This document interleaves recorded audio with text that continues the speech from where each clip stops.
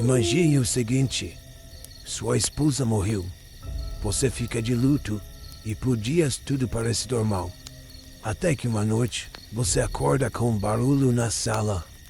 Vai lá, pensando ser só o vento, mas não é. É sua esposa, parada, do mesmo jeito, com aquele cheiro de sempre, com sua voz e aquele sorriso que só você conhece. E aí, meu amigo, você abraçaria ou correria?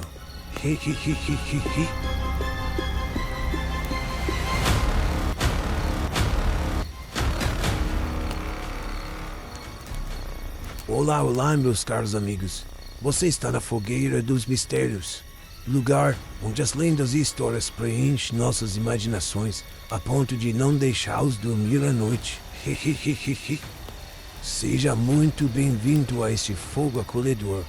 Estamos aqui reunidos mais uma vez, e eu, seu Juca, o contador de histórias.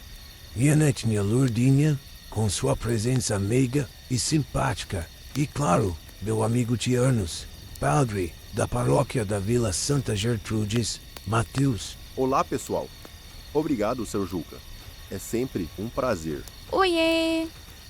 Vovô, hoje você vai contar uma história assustadora? Claro, minha querida. Mas antes, é o seguinte: se você chegou de gaiato por aqui, saiba que esse é um canal de contos misteriosos e assustadores. Sempre busco contar uma história de forma envolvente e curiosa. E já sabem, né? Ao final da história, o padre vai dar a sua explicação paranormal sobre isso. Seu Juca, nem tudo pode ser explicado pela ciência. Há mistérios que tocam o limite do nosso entendimento e nos convidam a olhar para além das leis da física. Muitas vezes, o que chamamos de assombração, aparição ou presença estranha pode ser uma mensagem, não necessariamente dos mortos, mas de alguém que tenta nos alcançar através do véu da realidade em que vivemos. Pois é, padre. Que fique bem claro que hoje a história de arrepiar os pelos da sobrancelha. Então se prepare, sente-se ao redor desta fogueira acolhedora e vamos começar a história. E já sabe, né? Inscreva-se nesse tarde YouTube e me diga se essa história causou arrepios e não deixou você dormir à noite, hein?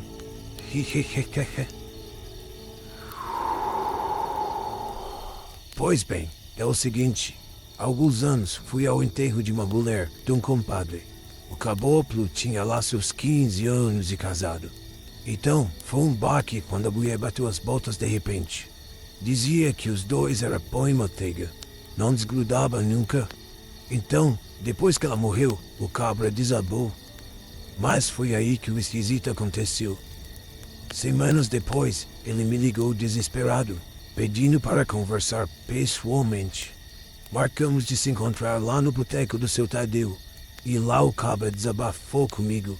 Ele contou que ela morreu de câncer e que antes dela morrer, a mulher implorou para ele assim: não me deixe sozinha.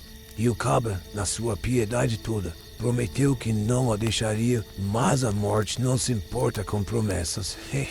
Não é? Então, a morte a levou dias depois. 3 dias depois do enterro dela, durante a noite, o rapaz ouviu um barulho na sala da sua casa. Não havia ninguém em casa, pois ele passou a morar sozinho desde aquele dia. Foi aí que ele se levantou e foi ver o que era esse tal de barulho, e lá estava ela, parada na sala. Com o seu cheiro que só ele conhecia, ele encarou por um momento, até que ela disse: por que está tão escuro aqui, amor? Ele disse que na hora não conseguiu falar nada, apenas desabou de chorar, ajoelhou e, quase acreditando que estava sonhando, ela se aproximou dele e deu um abraço. Não era um sonho, era real.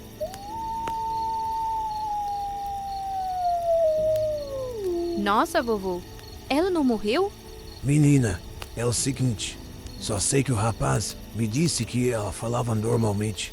Tinha a mesma voz e a mesma roupa que costumava usar em casa. Olhou o rosto dela e não havia cicatrizes nenhuma. A mulher estava lá, perfeita, sem nenhum arranhão e com todos os fios de cabelo.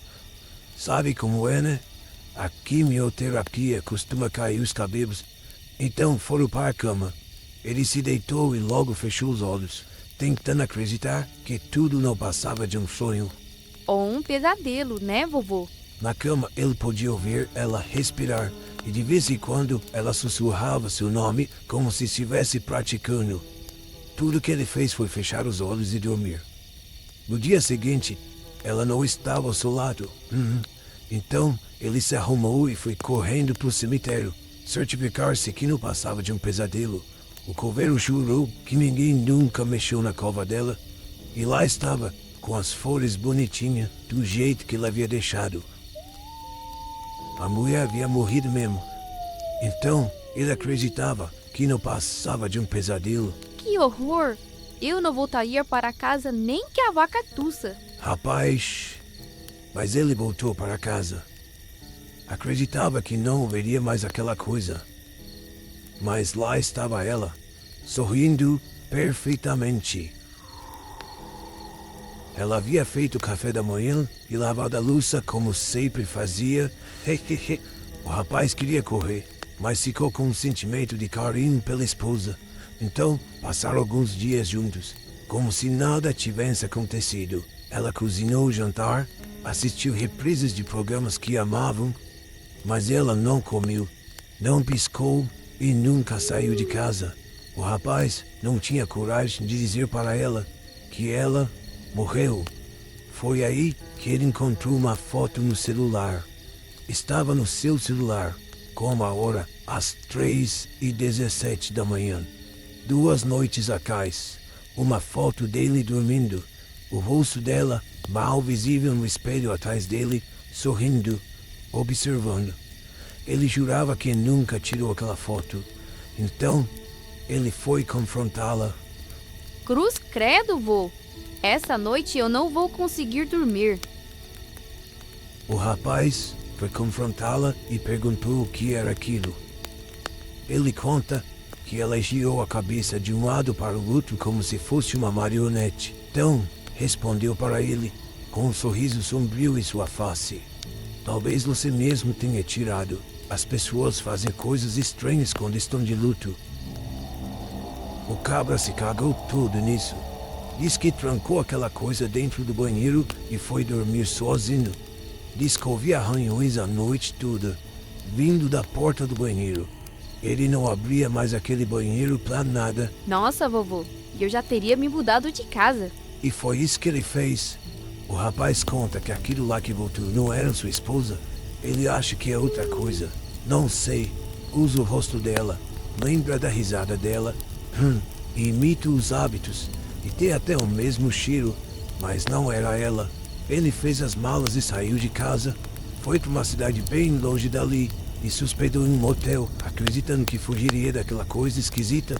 E aí, deu certo? Menina, o rapaz disse que nas primeiras 3 noites conseguiu dormir sem perturbação. Mas na manhã seguinte, na mesinha de cabeceira, tinha um bilhete. Um bilhete? Credo. O bilhete dizia: "Você vai ficar bem, eu te vejo de novo." O rapaz então olhou diretamente para o espelho do quarto e tinha uma marca de mão. Ele não poderia acreditar. Ela estava voltando. Jesus, Maria José, que história arrepiante. Cruz credo, vovô. Menina, o cabra se tremia todo contando. Depois daquele dia no boteco, nunca mais viu o cabra. Disseram que ele mudou para longe. Mas os outros dizem até coisa pior. Mas enfim, só sei que nunca mais vi falar dele. As pessoas fazem coisas estranhas quando estão de luto. Seu Juca, essa frase me pegou. Seja o que for, essa coisa não era a mulher dele. E certamente ela repousa em paz. Se ela viveu com amor e bondade, está nas mãos de Deus agora. Mas o inimigo se usa desses artifícios para nos surpreender. Há forças que sabem disso, sabem do nosso sofrimento, da nossa fragilidade. E é justamente nesses momentos de dor e profundidade, de vazio imenso, que elas se aproximam. Mas, padre, O que poderia ser essa coisa que voltou para assombrar o pobre rapaz? Olha, Lourdinha, essa coisa que imita a voz, o cheiro, os gestos, ela tinha um propósito. Não era só assustar, era prender o coração dele naquela casa, naquela dor, naquela mentira. O mal gosta disso. Ele não quer nos matar, ele quer nos manter vivendo longe da luz. E sabe o que me arrepia mesmo nessa história, meninos? É que ela não terminou. Aquela criatura, aquela presença, ela ainda está atrás dele. Talvez até hoje, talvez em outro lugar, talvez atrás de outra pessoa que perdeu alguém e sente saudades demais. E como afastar isso, padre? A única forma de afastar o mal é rezando. Peça a proteção do Senhor. Não responda o mal. Não deixe ele entrar em sua casa. Apenas busque o Senhor. Vovô, agora eu vou sonhar com isso? Credo! Marinina, deixe de ser cagona. Não tenha medo, Lourdinha. Medo é exatamente o que o mal espera. Fé, oração e caridade são essas armas contra o desconhecido. Obrigado, padre. Hoje vou rezar 10 Ave Maria antes de deitar. Obrigado, padre. Espero que sua amiga esteja vivendo bem, em orações com o Senhor. Mas já sabem, né? Essa história já deu pano pra manga. Vamos terminar por aqui. Preciso me deitar porque bateu um sono danado. E você que tá ouvindo esse conto, você mesmo, já que não vai conseguir dormir essa noite, deixe nos comentários o que achou desse conto. Sua opinião é muito importante para nós. Meus amigos, não se esqueçam de curtir, compartilhar e se inscrever no canal. Ative o sininho para não perder o próximo conto. E se tu tem uma história para contar, mande pra gente aqui nos comentários. Quem sabe ela não vira um caos. Meus amigos, que a luz da fogueira ilumine as suas vidas. Até breve.